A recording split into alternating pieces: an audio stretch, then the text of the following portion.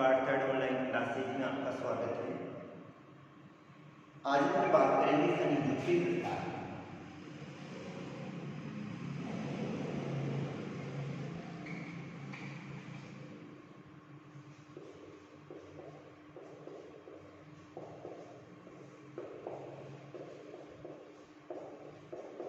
खनिजों के प्रकार यानी धातु अंश की मात्रा के आधार पे, उनके उपयोग के आधार पे, महत्व के आधार पर, वितरण के आधार पर खनिजों को तीन भागों में बांटा जाता है।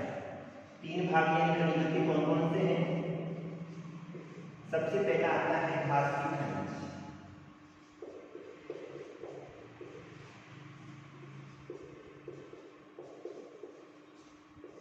दूसरा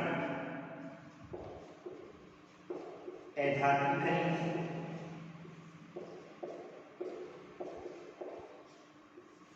और तीसरा आता है ऊर्जा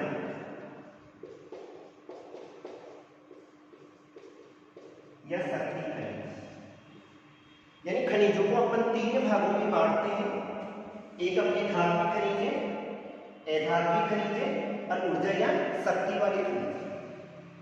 धात्विक खनिज किसे कहा जाता है? वे खनिज पदार्थ जिसमें धातु अंश की मात्रा पाई जाती है।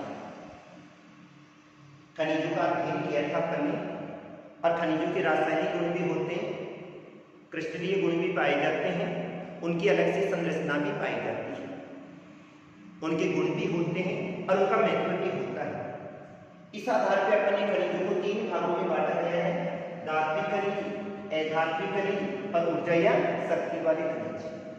तो सबसे पहला आता है धात्विक खनिज। यानी धात्विक खनिज किसे कहा जाता है? वे खनिज पदार्थ जिसमें धातु अंश की मात्रा पाई जाती है। वे खनिज पदार्थ जिसमें धातु अंश की मात्रा पाई जाती है क्या कहलाते हैं? धात्विक खनिज कहलाते हैं। अर्थात इसमें कौन कौन से मिलेंगे? लोहा आ जाता है, मैग्नीज, सोना, चांदी, सीसा, जस्ता, तांबा,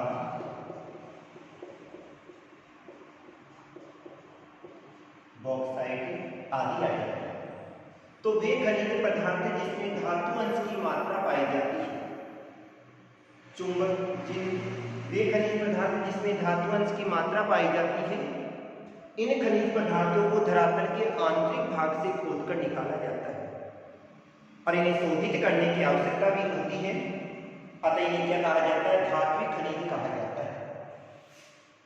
धातु अंश की मात्रा भी पाई जाती है, शोधित करने की आवश्यकता भी होती है और धरातल के आंतरिक भाग से इनको खोदकर बाहर निकाला जाता है। क्या कहलाते हैं?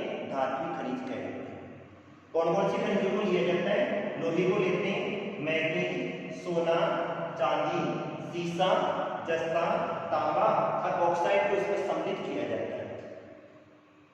लोहे अंश की मात्रा के आधार पर इन खनिजों को दो भागों में बांटा जाता है। दो भाग कौन कौन से हैं? एक लोहे धात्विक खनिज है,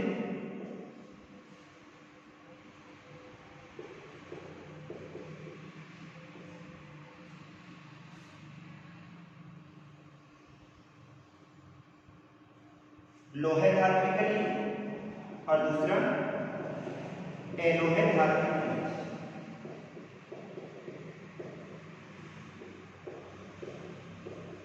दो भाग हुए, कौन कौन से? लोहे धात्विक खनिज और अलोहे धात्विक खनिज।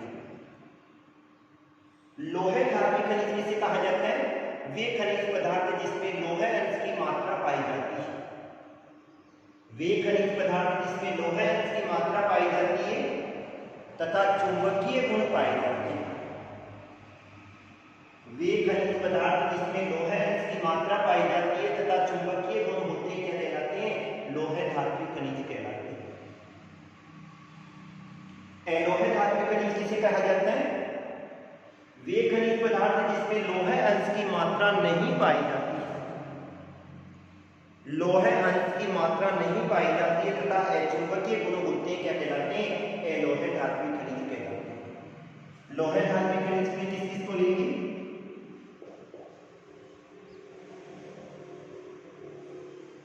लोहा को लिया जाता है और मैग्नीज को लिया जाता है। इसके साथ में कोबाल्ट को भी लिया जाता है।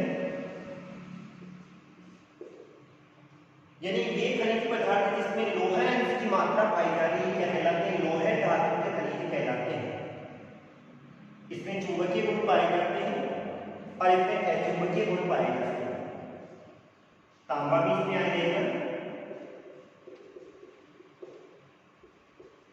बॉक्साइट आ जाएगा, सीसा, जस्ता, सोना, चांदी, इनको इसमें सम्मिलित किया जाता है। तो लोहे खनिज में दो भागों में बांटा जाता है, लोहे धात्विक खनिज और अलोहे धात्विक खनिज। इसके बाद में आता है अधात्विक खनिज। यानी अधात्विक खनिज किसे कहा जाता है? वे खनिज पदार्थ जिसमें धातु अंश की मात्रा नहीं पाई जाती। वे खनिज पदार्थ जिसमें धातु अंश की मात्रा नहीं पाई जाती है, क्या कहलाते हैं? अधात्विक खनिज कहलाते हैं। इनको धरातल के ऊपरी भाग से प्राप्त किया जाता है और शोधित करने की आवश्यकता भी क्या होती है? कम होती है। कौन कौन से आते हैं? गंधक आता है, रॉक फास्फेट आता है,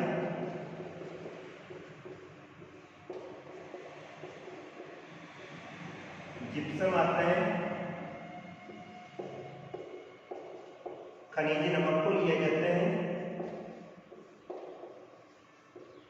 चूना पत्थर,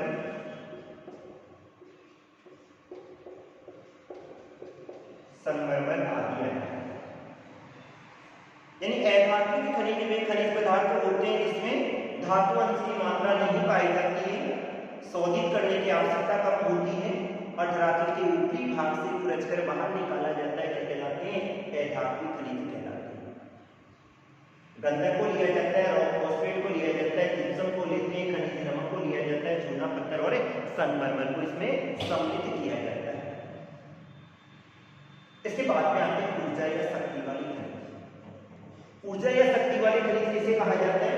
वे खनिज पदार्थ जिनसे ऊर्जा या शक्ति की प्राप्ति होती है, क्या कहलाते हैं? ऊर्जा या शक्ति वाले खनिज कहलाते हैं। वे खनिज पदार्थ जिनसे ऊर्जा या शक्ति की प्राप्ति होती है, क्या कहलाते हैं? ऊर्जा या शक्ति संसाधन कहलाते हैं।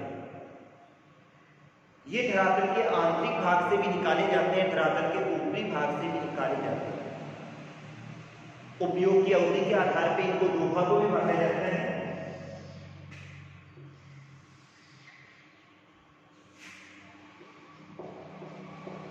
एक परंपरागत ऊर्जा खनिज और दूसरा आ जाता है गैर परंपरागत ऊर्जा खनिज। दो भाग हो गए, कौन कौन से हो गए? एक परंपरागत ऊर्जा खनिज और दूसरा गैर परंपरागत ऊर्जा खनिज।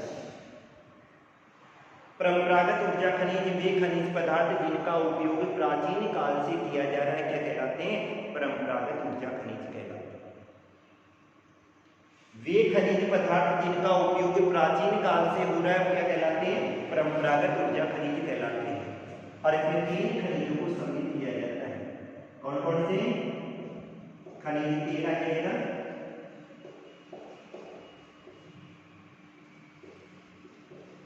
कोयला और गैस यानी प्राकृतिक गैस है।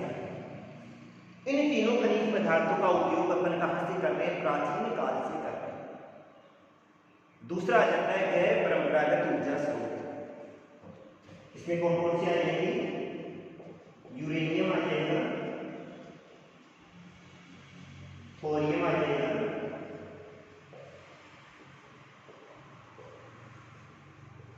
इल्मेनाइट आ जाएगा और जिंकर को सम्मिलित किया जाता है। तो यानी ऊर्जा के शक्ति वाले खनिजों को दो भागों में बांटा जाता है। एक परंपरागत ऊर्जा खनिज हो गया और दूसरा कौन सा हो गया, गैर परंपरागत ऊर्जा खनिज हो गया।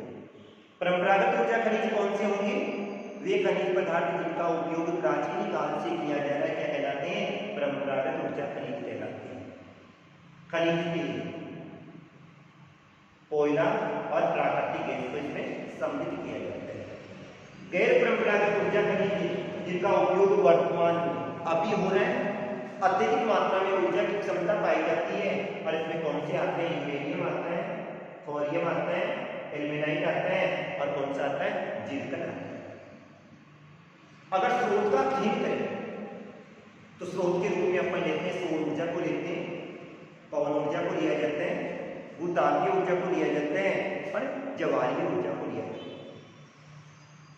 अब सबसे पहले अपन अध्ययन करते हैं धात्विक खनिज। तो धात्विक खनिज किसे कहा जाता है,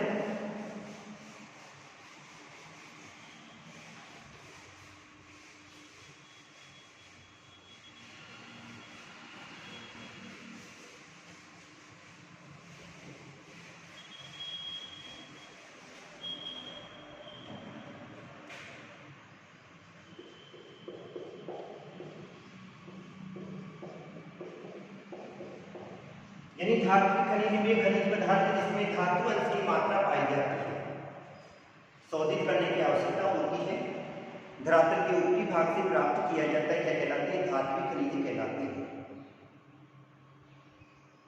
इनको अपन दो भागों में बांटते हैं, एक लोहे खनिज और दूसरा अलोहे खनिज। लोहे खनिजों में सबसे पहले अपन अध्ययन करेंगे लोहा अयस्क।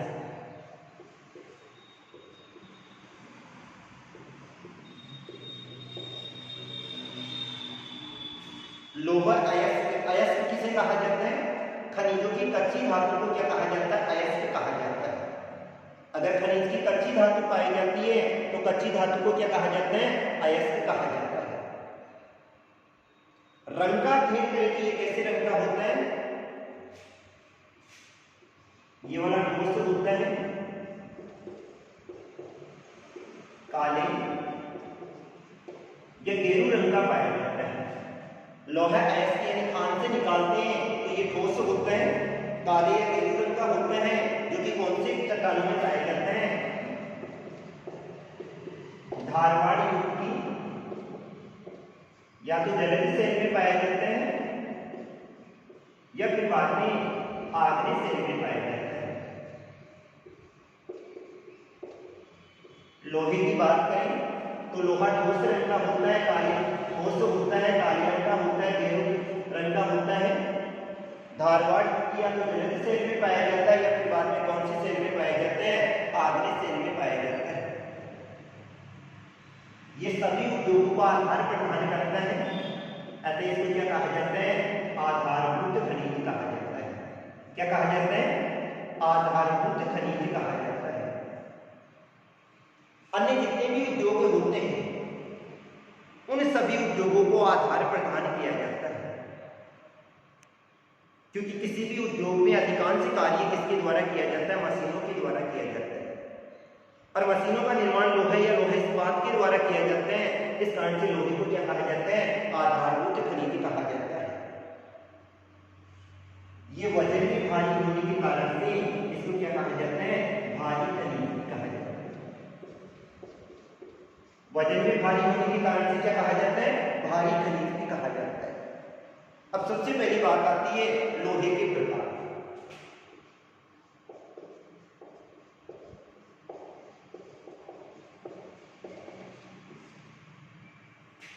लोहे अंश की मात्रा के आधार पर लोहे को चार भागों में बांटा जाता है। चार भाग कौन कौन से हैं,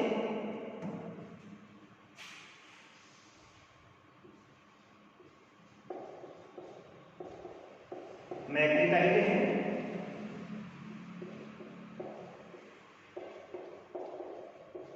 हेमेटाइट,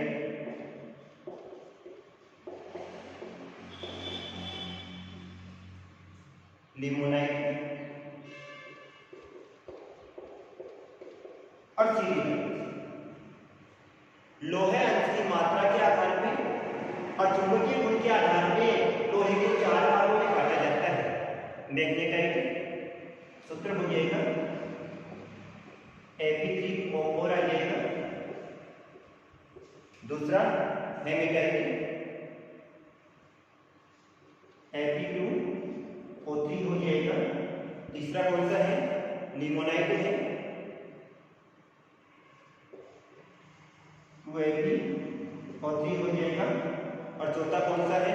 सिडेराइट है, FeCO3। यानी लोहेंस की मात्रा के आधार पर लोहे को 4 भागों में बांटा जाता है, मैग्नेटाइट, हेमेटाइट, लिमोनाइट और सिडेराइट। इनमें सबसे उत्तम किस्म का तो कौन सा पाया जाता है? मैग्नेटाइट है। सबसे उत्तम किस्म का कौन सा है? मैग्नेटाइट है। और सबसे घटिया किस्म का कौन सा है? सिडेराइट। सबसे पहले बात करते हैं मैग्नेटाइट। इसमें धातु अंश की मात्रा 72% पाई जाती है, अर्थात उत्तम किस्म का है, अतः धातु अंश की मात्रा कितनी पाई जाती है? 72% पाई जाती है। ये काले रंग का होता है और इसमें उत्तम चुंबकीय गुण पाए जाते हैं। कौन सा होता है? काले रंग का होता है।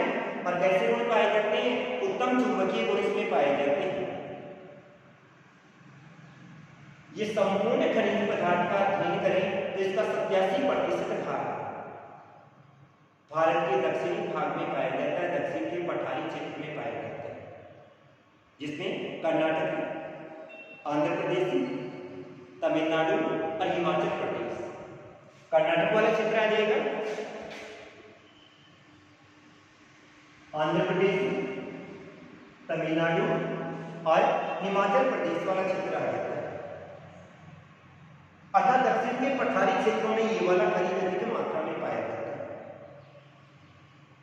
मैग्नेटाइट सूत्र हो जाएगा Fe3O4। लोहेंस की मात्रा 72% पाई जाती है, काले रंग का होता है। और कैसे गुण पाए जाते हैं? चुंबकीय गुण पाए जाते हैं। दूसरा आता है हेमेटाइट। इसमें लोहेंस की मात्रा 60 से लेकर 70% होती है। लोहेंस की मात्रा कितनी होती है? 60 से लेकर 70% इसमें क्या पाई जाती है? लोहे अंश की मात्रा पाई जाती है।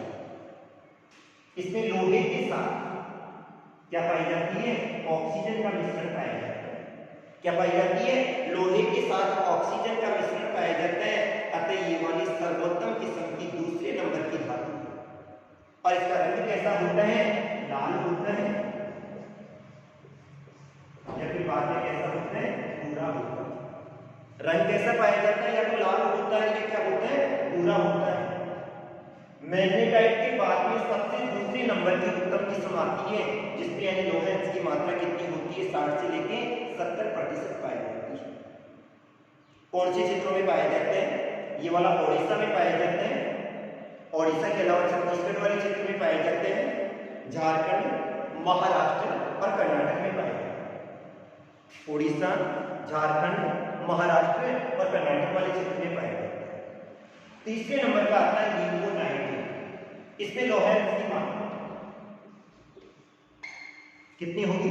40 से लेके 50% होगी। कितनी होती है लिमोनाइट में? लोहेंस की मात्रा 40 से लेके 50% होती है। इसमें लोहे के साथ में ऑक्सीजन भी होगी, प्लस जल का मिश्रण भी पाया जाता है। लोहे के साथ में क्या पाई जाती है? ऑक्सीजन भी पाई जाती है। और क्या पाया जाता है? जल का मिश्रण भी पाया जाता है, जल भी पाया जाता है। यह अवसादी चट्टानों में अधिक पाया जाता है। और इसका रंग कैसा होता है? काला होता है। कौन सी चट्टानों में पाए जाते हैं? अवसादी से। जबकि लोहा अधिकांश कौन सी सेल में पाए जाते हैं? आग्नेय सेल में पाए जाते हैं। लेकिन ये वाला लोहा क्वेश्चन आ सकता है, लोहे का ऐसा कौन सा प्रकार है जो कि अवसादी सेल में पाया जाता है? तो कौन सा है? लिमोनाइट है, जिसमें लोहेंस की मात्रा 40 से लेके 50% होती है। ऑक्सीजन के साथ में इसमें किसका मिश्रण पाया जाता है? जल का मिश्रण भी पाया जाता है। अब ये कौन कौन से क्षेत्रों में पाया जाता है? ये उदयपुर, मिर्जापुर, उत्तराखंड के गढ़वाल, और हिमाचल प्रदेश के कांगड़ा कुल्लू घाटी वाले क्षेत्र में पाया जाता है। उदयपुर वाले क्षेत्र में पाए जाते हैं, हिमाचल प्रदेश वाले क्षेत्र में पाए जाते हैं, कुल्लू कांगड़ा घाटी वाले क्षेत्रों में अधिक पाए जाते हैं। चौथा आता है FeCO3। इसे कार्बोनेट लोहा भी कहा जाता है। क्या कहते हैं?